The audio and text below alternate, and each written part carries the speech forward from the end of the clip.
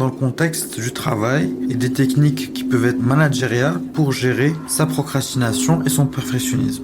Je me mets un petit coup de pied, je fonce. Tout un programme, un manque de self-knowledge. Du coup, كنتلاحف le regard de l'autre.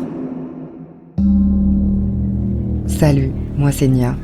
Et après avoir coché toutes les cases qu'on m'a données, 7 ans d'études, 7 autres accumulés titres et déceptions, des voyages et des portes poussées jusqu'au Japon, et me voilà, face à un vide.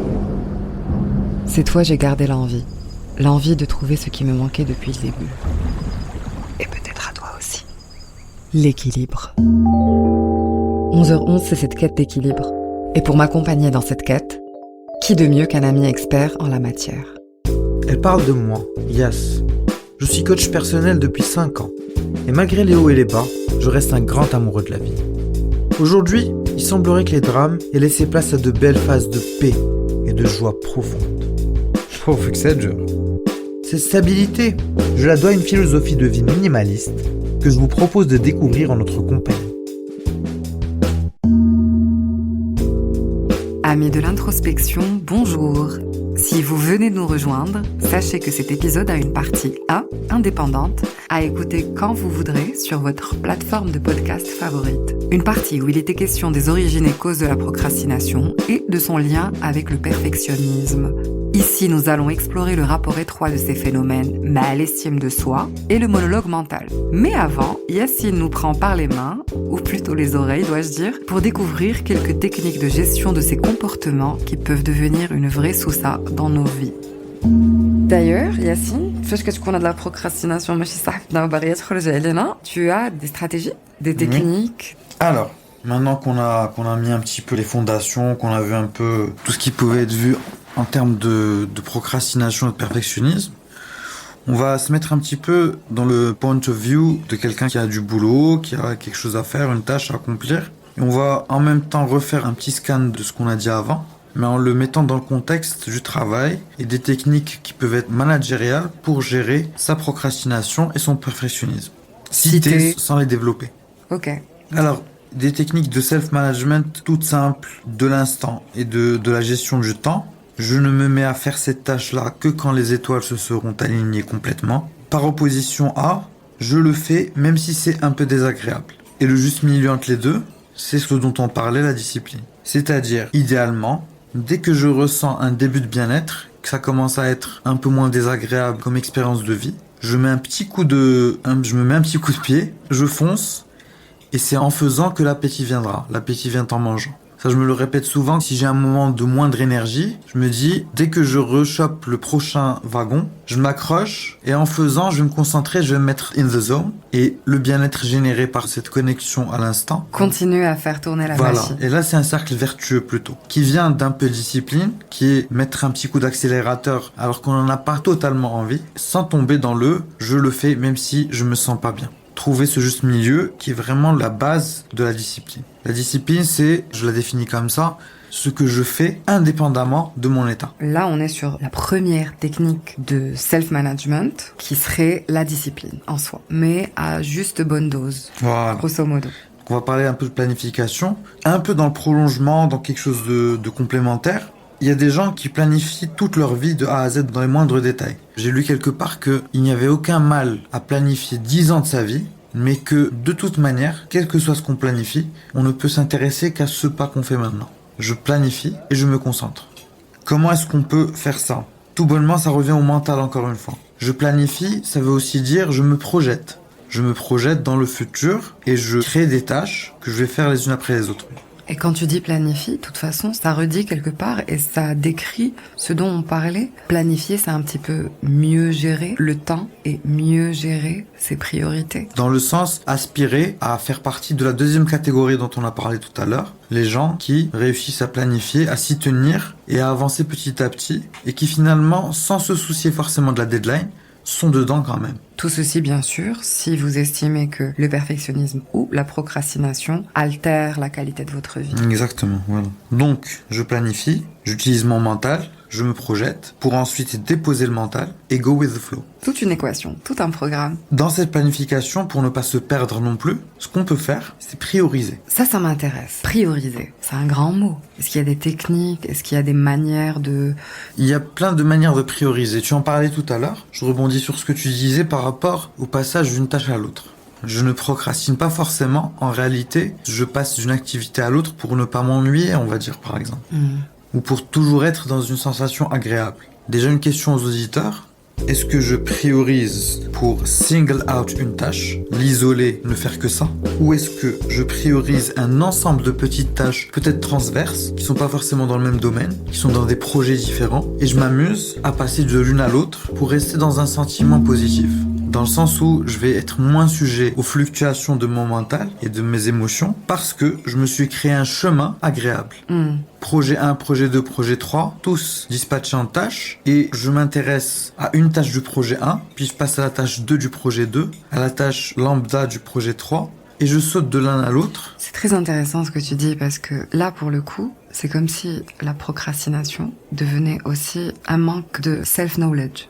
Non seulement c'est une histoire de priorité, mais c'est aussi une histoire de s'écouter, de prendre le temps de mieux se connaître, donc du coup de réduire la procrastination, parce que finalement, elle aura été intégrée dans la planification de la chose. Voilà. Et c'est aussi la gestion de nos préférences, des choses qu'on a tendance à faire avec plaisir, d'autres qu'on rechigne à faire. Et ça peut atteindre tous les pans d'une vie, que ce soit le professionnel, le personnel ou autre. Donc, nos likes, nos dislikes, qui peuvent dicter une journée dans laquelle on a tendance à plutôt préférer de faire certaines choses à d'autres. Et est-ce que ça nous parle pas un peu de qui nous sommes, comme tu viens de dire? Alors une petite question pour nos auditeurs.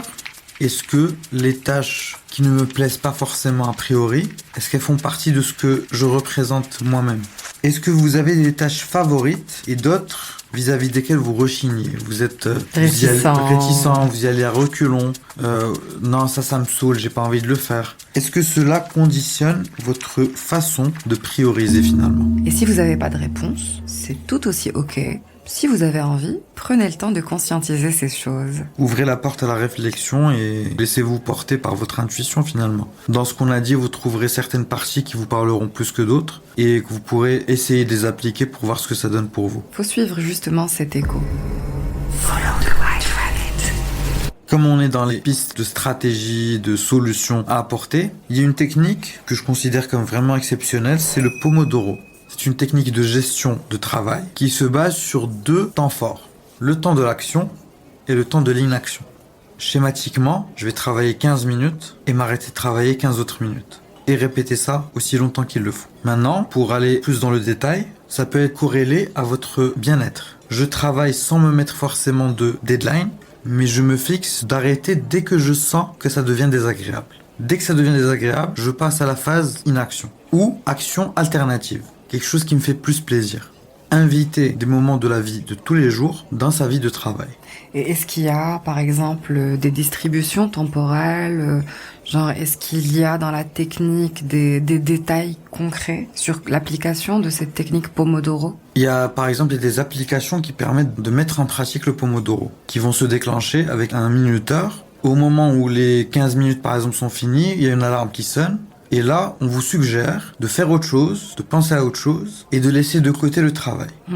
Mais si vous voulez le faire de manière plus personnalisée, vous pouvez aussi. Dans le sens, je me connais, je m'écoute, je travaille. Lorsque le travail devient moins agréable, je peux décider que je ne désire pas continuer pour le moment. Parce que j'ai envie, toujours toute proportion gardée, de m'amuser en travaillant. Tout ça, ça concerne l'aspect procrastination professionnelle, quelque part. C'est ça. Tu aurais aussi des choses concernant personal management, Oui. j'ai envie de dire. Je sais pas comment tu... Oui, bien sûr. Dans la procrastination, il n'y a pas uniquement le travail, bien sûr. On a tous une vie privée, une vie personnelle. Là aussi, il y a une histoire de gestion qui est très importante. Où se situe la nuance, justement, entre comment tu vas gérer ta procrastination professionnelle et, si on peut l'appeler ainsi, ta procrastination personnelle? Oui. Alors, il y en a une qui va concerner des tâches purement pragmatiques de travail. Il y en a une autre qui va être une gestion d'individus qu'on a dans notre vie. De personnes qu'on apprécie, par exemple. La famille. Pas d'ailleurs. Ou pas, oui, évidemment. Donc justement, est-ce que, je m'adresse aux auditeurs encore une fois, est-ce que vous êtes dans une quête d'équilibrage entre les personnes qui comptent pour vous et ce que vous souhaitez éviter aussi, par exemple? Est-ce que vous vous sentez débordé par les attentes de l'autre? Est-ce que c'est la personne ou l'émotion que vous évitez? Est-ce que vous voyez certaines rencontres ou nécessités familiales comme des corvées? Et est-ce que changer de perspective finalement sur cette émotion ne la rendrait pas tout simplement aussi à ce qu'elle est en fait finalement? Sans le jugement qu'il y a dessus. Dès que la tension, le jugement, il est fait out, tu lis une simple tâche quotidienne, voilà. Dénuée de toute charge émotionnelle ou autre. En prenant du recul tout simplement. Et en la voyant pour ce qu'elle est vraiment dans l'instant. Une tâche, une rencontre, sans jugement. L'exemple tout simple, je disais l'écrit d'un moine qui décrivait comment chaque jour il prenait un plaisir incroyable à faire la vaisselle. Chose qu'on peut, ça c'est la base de la procrastination. On a tous des techniques du genre dès que tu utilises un couvert, faut le laver tout de suite. Et on a tous, je ferai la vaisselle demain matin, c'est pas grave. Et puis moi, j'ai des potes qui se sont carrément résignés à utiliser de la vaisselle en plastique. On a tous ces cas de figure bien autour sûr. de nous. Le mal par le mal. Le mal par le mal. Le mal à la racine. Le mal à la racine. Alors, ce fameux moine disait, lorsque je fais la vaisselle en mindfulness, en pleine conscience, c'est-à-dire que je me laisse pas emporter par les tergiversations de mon esprit, je le vis comme une activité à part entière que je fais avec qualité et amour. Donc le sens de la chose bien faite. Contrairement à ce que je faisais avant, dit le moine, où je le voyais comme une corvée et que donc j'avais une inclinaison instinctive ou immédiate à le faire à reculons, à me poser la question pourquoi c'est moi qui fais la vaisselle cette fois-ci. Ça rejoint un peu le dégoût. Est-ce que j'ai vraiment envie de plonger mes mains dans la crasse de quelqu'un d'autre? Est-ce que j'ai vraiment envie ou est-ce que moi, je vais plonger mes mains dans Voilà, la crasse Et là, moi, c'est le grand facteur dont parle Christophe André Ouais. dans le livre Imparfait, libre et heureux, un classique du développement personnel français, qui ramène justement le paramètre d'estime de soi, d'ego. Je vais citer littéralement, il dit « L'art de reporter au lendemain ce que l'on pourrait faire le jour même, souvent par peur de mal faire ou par manque de confiance en soi. » Il a des chapitres entiers où il décortique et explique le rapport entre confiance en soi, estime de soi, parce que c'est deux choses complètement différentes. Si vous voulez qu'on fasse un épisode dessus, on pourra. Perfectionnisme et procrastination. Est-ce que le déséquilibre de l'estime de soi ou une estime de soi plus ou moins vacillante est à l'origine ou un facteur aggravant ou un résultat de la procrastination et ou du perfectionnisme ou un mélange de tout ça? Je vous laisse découvrir dans son livre, mais tout ce qu'on peut dire maintenant, c'est que ce soit selon Christophe André ou selon les études récentes, la procrastination chronique, et je dis bien chronique quand ça devient pathologique, c'est associé, comme on le dit depuis le début, à l'anxiété, à la dépression et à une faible estime de soi. Donc si ça commence à réellement interférer dans votre vie et que vous avez répondu à la première question, oui, très souvent, je reporte jusqu'à ne pas faire les choses, m'a fait à basse, essayez de parler à un professionnel. Et vous aider à dépasser. Et vous aider à dépasser. Tout comme le perfectionnisme peut entraîner des troubles comme l'anxiété sociale ou le burn-out. C'est pas des choses faciles à dépasser, c'est pas un rhume, clairement. Pour résumer, parce qu'on essaie juste de noter une nakahat ou des mots-clés quelque part pour vous pousser à chercher si ça vous intéresse. Quand on a une estime de soi déséquilibrée, qui part soit dans l'extrême complexe d'infériorité presque, soit dans l'ignorance même de your self-worth, soit dans de la mégalomanie, l'autre versant, on a tendance à vouloir complètement se dépasser, à vouloir être dans une perfection et à ne pas respecter ses propres limites et à se pousser à bout ou à se laisser faire et à se laisser utiliser, manipuler par d'autres personnes qui voient cette faiblesse, parce que disons-le, quelque part, une estime vacillante peut être une faiblesse, mais qui s'arrange en quelques séances de thérapie, qui s'arrange avec des professionnels. Il y a aussi la pression du regard d'autrui, tu m'en parlais? Le jugement, oui. Ouais. En miroir avec ce que je pense de moi, ma confiance en moi qui est mzaza de base et que du coup quand le regard de l'autre et j'essaye de me comprendre à travers l'autre alors que je suis le mieux placé pour me comprendre et me juger non mais plus me réguler quelque part, tout simplement, encore une fois une question d'équilibre. Si on parle de la pression du regard de l'autre en lien avec la procrastination et le perfectionnisme, c'est si je me gourre, si je fais une erreur, que pensera l'autre? Et donc je préfère ne même pas le faire. J'ai peur de me tromper, d'être jugé, d'être vu, d'être mal vu. Mon estime de soi en prend un coup encore plus. Et donc on est dans le perfectionnisme et la procrastination en même temps. Et là, le perfectionnisme ou la procrastination qui sont généralement causées par une estime de soi mzaza, parfois tiennent leur origine dans l'enfance. Faut le dire, faut pas avoir peur. T'es une merde, tu sers à rien, tu sais rien faire. Tu n'y arriveras jamais. Les relations amoureuses aussi. Évidemment. Tu y arriveras jamais, tu seras jamais comme ton frère, tu pourras pas dépasser ta sœur. Parfois, c'est même pas dit méchamment. Parfois, juste ça sort comme ça, mais le cerveau l'enregistre. Et si tu vas à l'origine de la chose, tu peux t'en défaire très facilement. Moi, je me suis défaite d'énormément de choses ancrées et intégrées de choses fausses, disons-le. Mais le chemin, ou mazal, je découvre au quotidien des choses, des kipopé ou palaka. Non, je suis pas une merde. C'est ça. Pourquoi? On évolue, on avance, on dépasse certaines choses et on se rend compte que finalement, toutes ces choses-là qui accompagnent vraiment un procrastinateur ou un perfectionniste, c'est son monologue mental. Tout à fait. Parce que à la fin de la fin, depuis tout à l'heure, que ce soit des idées intégrées, des priorités mal placées, des choses, c'est un monologue mental incessant qui t'empêche de passer à l'action. Il y a une citation de Michael A. Singer, justement, tu veux nous en parler? Oui, les références citées dans cet épisode sont particulières et me sont particulièrement chères. Et j'espère que je me retrouverai pas à dire ça souvent. Mais en gros, Anna, le perfectionnisme et la procrastination font partie des choses que j'ai dû combattre le plus dernièrement.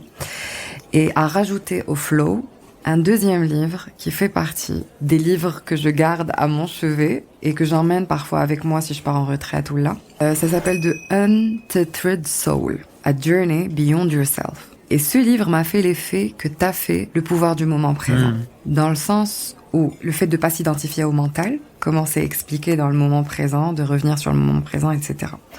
Dans The Untethered Soul, c'est toute une métaphore qui t'accompagne pour te reconnecter avec ton essence, avec ton âme, dénuée de toute immaculée, on va dire, si on peut utiliser ce terme. Ton essence pure, qui finalement n'est absolument pas ton mental, qu'il t'invite d'ailleurs à un moment donné, au tout début du livre, à considérer comme un colocataire extrêmement bavard, assis à côté de toi. Et tu fais en sorte que ce brouhaha informe se diffuse et prenne forme, et du coup il t'appartient plus. Il n'est pas toi. Tu es cette âme immaculée qui observe, qui est assise derrière tout ça, qui ne fait que regarder ce qui se passe. Le témoin. Quelque part l'arbitre, comme on aime l'appeler. Cet arbitre qui se dit « Ouais, non, ta gueule, c'est bon ». Et puis, toutes ces mentalisations, ces idées qui se forment, ces relents qui viennent du passé, ces incertitudes, ces complexes, tu les défais, c'est des espèces de colocs. Vous êtes dans une grande coloc où tu habites avec plein de gens. Certains, c'est toi qui les as construits. Certains, tu dois te les coltiner parce que c'est la vie. Et toi, ton travail, c'est de faire en sorte de ne plus t'identifier et de ne plus te laisser avoir par ces colocs. Et taïouche, tout simplement. Le mental, tu le vois comme un outil que tu déposes. Je vais plutôt illustrer avec les mots de l'auteur, ça va être plus simple. Ne laissez rien de ce qui se passe dans la vie être suffisamment important pour que vous soyez prêt à fermer votre cœur à cause de cela. Je traduis. Quoi qu'il arrive, dans ta tête, dans ta vie, ne doit absolument pas impacter ton être au point d'en fermer ton cœur, au point de te recroqueviller, au point de laisser ces choses te contrôler. Et il continue, la seule solution permanente à vos problèmes est d'aller à l'intérieur et de lâcher la partie de vous qui semble avoir tant de problèmes avec la réalité. C'est-à-dire, dans tout ce brouhaha, dans tout ce chaos intérieur qu'on vit, la seule chose réellement permanente, la seule solution sur laquelle on peut se replier en tout temps, c'est de rentrer à l'intérieur de cette grande coloc et d'aller vers ce coloc qui a ce problème particulier avec la réalité que tu vis ou que tu perçois, et lâcher, lui demander شطرنج يمشي للطواليت ويخليك جالس مع راسك في الصالون وفاش انت تلقى الحل ولا فاش يكون كاع هذا المشكل عنده شي بورتي داك الساعة يخرج من بيت الراحة. Ne chercher à solutionner ce qu'on considère comme un challenge ou un problème que quand il se présente vraiment à nous, quand il revient en tant que priorité. Exactement. Et quand il est réel, surtout. Et surtout quand il est réel, parce que c'est souvent une illusion du mental qui essaie par la ruse de nous amener à nous réidentifier à lui. Et quand il nous appartient aussi. Parce que quand tu vas au bout du livre, et ça rejoint l'histoire de l'estime de soi, qu'on se connaît très très mal et qu'on s'identifie à des choses qui ne sont pas nous du tout. Voilà, pour résumer. Là, j'en parlais d'ailleurs avec une de mes profs de yoga, Jackie, salut, qui pour elle c'est sa Bible. Elle, c'est tout bonnement sa Bible. Elle me dit chaque jour j'ai besoin de lire une petite partie de ce livre que je vous laisse en bas en description. Yes. Je trouve que ça rejoint aussi, tout simplement les réseaux le disent. Je sais tout le monde n'aime pas lire forcément, donc t'as peut-être pas envie de lire. Il y a des mèmes qui traînent et qui résument ça sous un autre langage, sous une autre forme. L'overthinking, au final. Ils en font des blagues. Toute la génération alpha, la génération Z, etc. parlent de ces choses à leur manière, les banalisent et en font des mèmes et en rigolent. Et comme quoi, quand tu overthink, tu as l'eau qui arrive, comme quoi, il y a tellement de mèmes qui traînent et qui portent aussi bien le message qu'un livre que tu lis si tu aimes et que tu as envie de lire, tout simplement. Après, il faut dire aussi que notre culture, صعيبة هي ما كتسهلش. ما كتطلع سوارخ ما ديرش من داكشي جبال نرجعوا عاوتاني ما ديرش من الحبة قبة. Toute une série de phrases comme ça qui nous ont bercés peut-être à tort, dont on essaie de se dissocier petit à petit pour comprendre que ça fait partie du conditionnement sociétal, global. Exactement, c'est le mot. C'est de remettre ces expressions et tout ce qu'elles peuvent porter comme sens, comme jugement, comme influence et comme jugement. Posez là où je suis bien, là où il faut. Petit bibelot quelque part. Voilà, mais laissez-nous tranquilles pour l'instant. Voilà, qu'on regarde de temps en temps. Oui, je sais, j'en suis conscient, c'est marrant. Et l'humour, c'est très important d'ailleurs. Justement, prendre de la distance par rapport à ça. Justement, le sérieux, le trop de sérieux qui tue le sérieux. Prendre un peu de recul, regarder avec humour, c'est très important pour dédramatiser finalement. Exactement. Dédramatiser. Parce que au bout du bout, on a fait un petit peu le tour de la question là. Si vous vous posez d'autres questions, n'hésitez pas. S'il y a des aspects qu'on a omis ou là qu'on connaît juste pas, on est à l'écoute. On est à l'écoute. Au bout du bout, on réalise que finalement, comme tu dis, l'humour, et puis aussi... Le lâcher-prise. Le lâcher-prise, la dédramatisation, la légèreté. La légèreté. C'est le mot que je cherchais, en fait. Par opposition à la gravité, justement. Et rien n'est jamais aussi grave qu'on le croit. Parce que, justement, tu te fais une idée énorme de la tâche. C'est ça, comme si ça allait être la fin du monde. Une fois que t'es dedans... Pour résumer, le fait de changer l'idée qu'on se fait de la tâche qui pourrait aider à équilibrer le plus facilement son exécution et les délais de son exécution, etc. C'est-à-dire que faire des choses qui nous paraissent les plus graves, importantes, qui mériteraient qu'on fasse preuve de perfection, etc. Un petit peu plus de légèreté et d'insignifiance. Et je crois que je terminerai sur des citations. Des petites parties, plutôt, que je trouve très mignonnes. Là, pour le coup, c'est un roman. Mais en même temps, mais tu connais... Qui a une portée très... Vous devez connaître... Qui porte sens. Milan Kundera. La plupart des gens connaissent le livre L'insoutenable légèreté de l'être, justement. Mais là, je vais plutôt parler de celui que j'ai lu en dernier. D'ailleurs, je le lisais le mois dernier. La fête de l'insignifiance, que je découvrais, qui en gros, quand tu enlèves toute cette pesanteur qu'il y a autour des choses, tu les fais tellement mieux. Et tu les vis tellement mieux. Et tout te réussit tellement plus. Il y a un personnage, il est dans une soirée. Il se trouve face à une fort charmante jeune femme.